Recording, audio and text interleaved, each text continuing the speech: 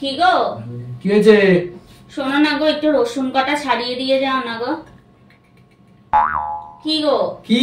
একটু রসুন কটা ছাড়িয়ে দিয়ে যাও না। আরে আমার একটু কাজ ছিল। তোমার এখন আবার কি কাজ গো?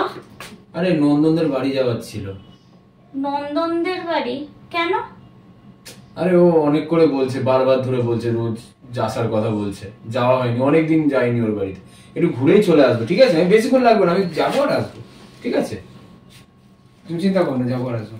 ঠিক আছে, তাহলে তুমি পাপাকেও নিয়ে যাও সাথে। ওকে, হ্যাঁ ঠিক আছে, চলো বাবা, চলো একটু আমরা যাবো নন্দন কাকু বাড়ি। দাঁড়াও, পাপার জন্য কিছু জিনিস গুছিয়ে দিই। ওকে তো ছোট তো, এমনি নিয়ে যেতে পারবা না। টুকটাক জিনিস ছাড়া না হঠাৎ করে কাঁদলে মুশকিল হয়ে যাবে। কি জিনিস? গুছিয়ে দিচ্ছি। এই টুকটাক খেলনা, জামা, ওর খাবার, এগুলো সব না নিয়ে গেলে হবে নাকি? হঠাৎ করে দেখবা কান্না শুরু করে দিয়েছে। ডাইপার, কত কিছু লাগে ওর, এগুলো সব একটু নিয়ে যাও। ব্যাগে গুছিয়ে দিই আমি। দাঁড়াও, ব্যাগ নিয়ে আসি। শোনো শোনো শোনো শোনো শোনো, আমি নন্দনদের বাড়ি যাব বলেছি, ব্যাংককে ঘুরতে যাচ্ছি না।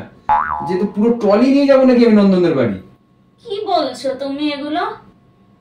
চলো আমরা না রসুন ছাড়াই পাপা।